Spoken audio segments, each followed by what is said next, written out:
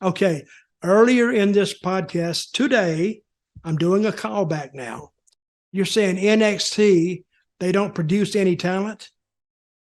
Because they're finding talent to do the routines. They're finding talent to do the tumbling, the acrobatics, but they're not finding characters.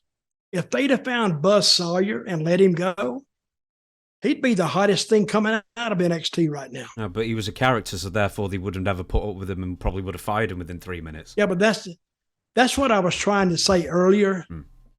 They got to find guys who naturally connect to people, because that's all this business is. It's connectivity. And if I don't like a guy, and people, I think the first time people lay eyes on the talent, that's when they're making up their mind. The first 15 seconds, very, very crucial if they're going to like this person or not. Say Ronda Rousey come out and they want her to be a heel and people not like her. She comes out smiling and, high-fiving the kids. What is to dislike about that?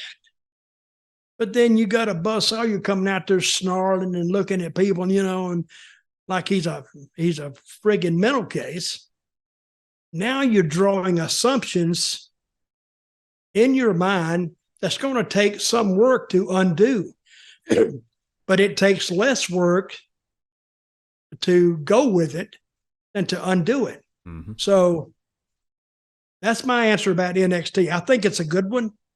I think they need to go to natural connectivity to fans. And I don't know why they don't do that. Harder to control people like that, I suppose. It's like how they don't make, they want WWE to be the star rather than the individual performers. Well, they do. Yeah. They do, but Roman Reigns outshines WWE right now. I don't think that was the intention. They always want to keep you at just a level so that WWE is all they have to put on the marquee is WWE, and then they'll announce some matches, and if they happen, they happen. If they don't, they don't, and whoever's on doesn't really affect the ticket sales. Well, Hulk Hogan, they learned their lesson with Hulk Hogan. Mm-hmm. Then they learned their lesson with Stone Cold. Mm-hmm. Then they learned their lesson with Rock. And that's why, and then the Attitude Era, they went to, and then they spread it out.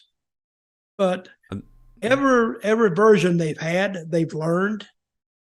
But I think if you get a bunch of these guys together and they all have heat individually, put them together, they should have more heat. This is a thing I was going to bring out last week.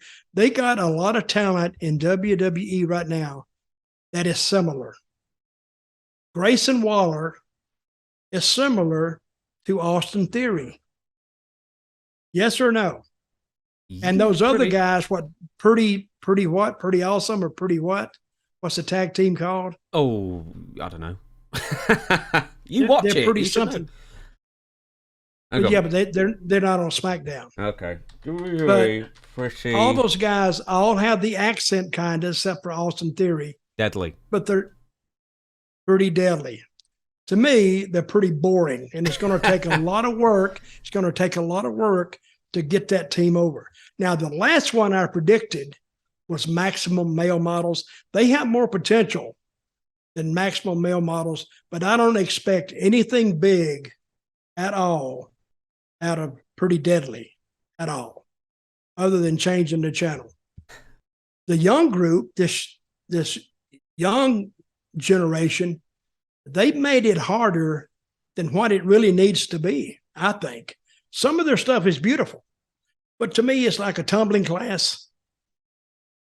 And I'm sure they'll hear this, and they might come back, shut up, Dutch, you bastard, you can. But you want results. And it's just a different way to write results. It's like you sing a country song, you sing a rock song. They still may sell 1 million records. It's just a different style that you employ. I feel so sorry for the likes of Billy Gunn and Arn Anderson and those in AEW, because they must be tearing.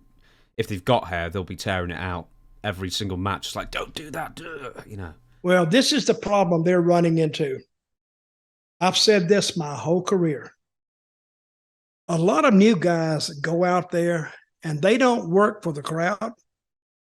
They don't work for the people that have bought the tickets. They don't work for the fans. We call it, they work for the dressing room. And they go back so the dressing room can say, wow, man, what a spot you did. I bet they really popped in that Dante Martin spot off the ladder. It wasn't the only thing that popped.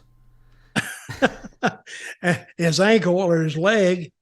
But, and I've often say, when you do spots like that, they're memorable for about, I don't know,